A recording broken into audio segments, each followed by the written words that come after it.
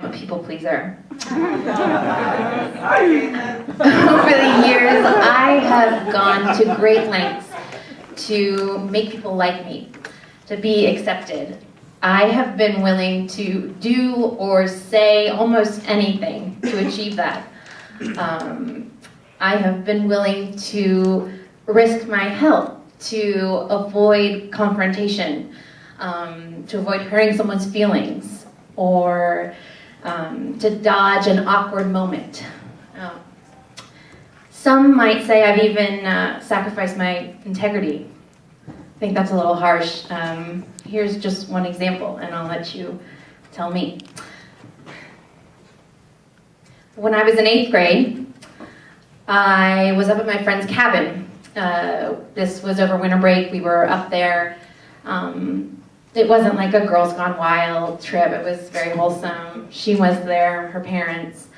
And I say friend, but she really wasn't a friend. I don't know how she got that title. She was quite the tyrant, actually. Really mean. And, just really loved to see other people in pain. And one of those, she tormented everyone, teachers, new kids, old kids, the deaf kids who couldn't hear her, but they knew she had a way. And she was awful with me. For instance, when we went to outdoor school, I got my period. And I came back to the cabin, I was in tears. Because it's very dramatic. For the first time, my period for the first time. I still cried, but...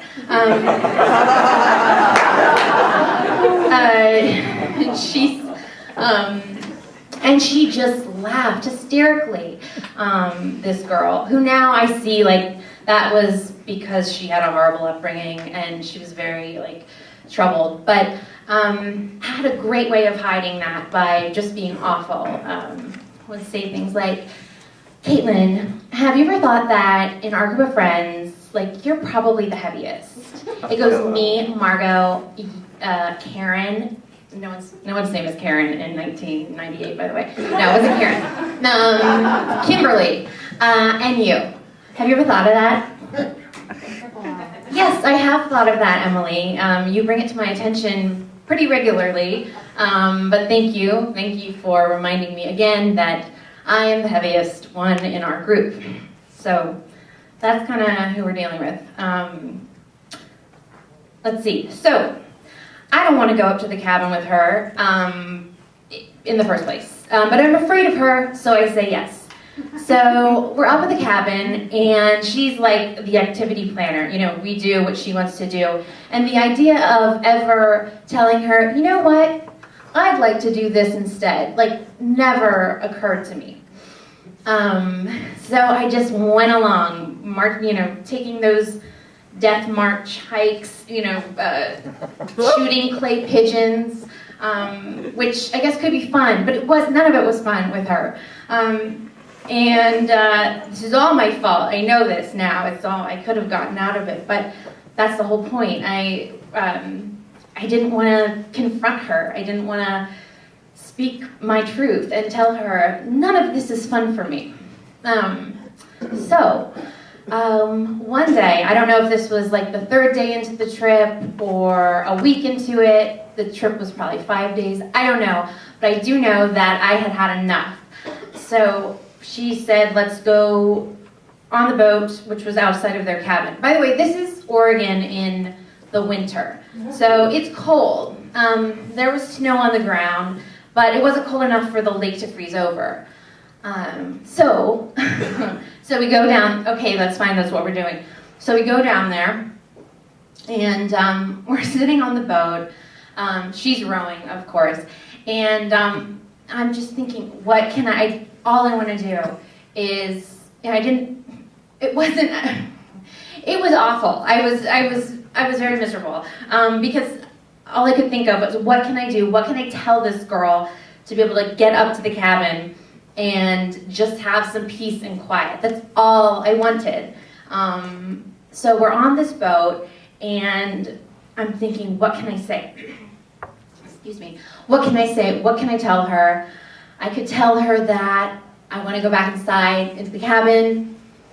I can't tell her I want to go back inside into the cabin. Like that's not going to work. I could tell her I'm sick, but I have to, I can't throw up. How can I do this?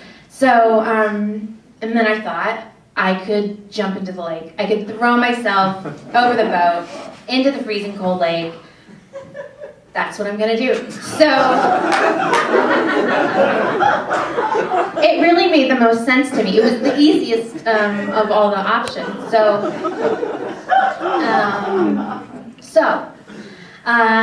She's going on and on about, I don't know, how Reaganomics is a good thing. I don't know. And I'm not listening. I'm just thinking, okay, how do I do this? Because it wasn't a canoe. It was a rowboat, and I had no reason to stand up, and so I had to figure out how can I fall over? So I scoot over to the edge of the boat, and I look over, and I see my reflection. But I pretended I was intrigued by something in the water. But it's just my reflection, my pathetic reflection looking up at me, saying, are you really going to do this? You're really going to jump into a lake because you can't tell this bitch that you want to go back to the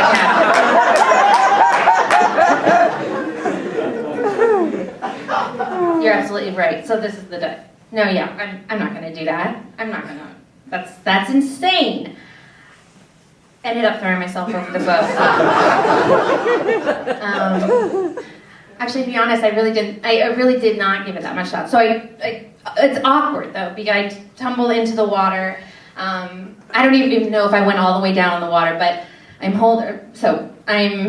in the water. I'm fine. I'm holding on to the boat, like nothing's gonna happen. Emily doesn't know this though, so Emily is there, and she's like, her reaction to most things and most people in pain, she just laughed hysterically for a long time, and then she realized, you could see in her possessed eyes that fear set in, this is serious. Caitlin could drown. I knew I couldn't, but she didn't know that. So, how do I get back in? I didn't think about getting back in the boat when I was, conceiving the plan to get out of the boat. That just didn't occur to me. I was like, I'll get there when I get there. So I am, and I want to be careful not to. So she comes over to the side of the boat, and she's trying to pull me in, but it's weird. So I didn't want the boat to capsize and for her to fall in, because this is my moment, this is my experience. Really, and I didn't want her to, benefit from it, or get just. This is me. This is my thing. So she eventually gets me in the boat. I got myself in the boat, and we get up to the cabin. And was it worth it? I don't know. I had about maybe 12 hours of immunity from, the activities of this cabin, because that was very traumatic for me, and I could have drowned. So, I had some peace and quiet. It wasn't traumatic. That's maybe the sad thing. Whatever happened? So that's how I got out of that one. No problem. We went back to school, and not completely unscathed. We got back to school, and she, of course, relished retelling the story. She changed a few things. I fell into the water, and I'm screaming, Emily, you're so thin, I'm too heavy, there's no way you'll be able to pull me back into the boat. So that was the beginning of the end for me and for Emily. I really haven't, we went to different high schools, and we just kind of avoided each other, and then I haven't seen her in 15 years maybe. But last night I Googled her, and this is perfect. It's perfect. She's a social worker now, which I think she I thought I'd get a better reaction from that. She's a social worker. This masochist is a social worker. A sadist. I'm the masochist. Yeah.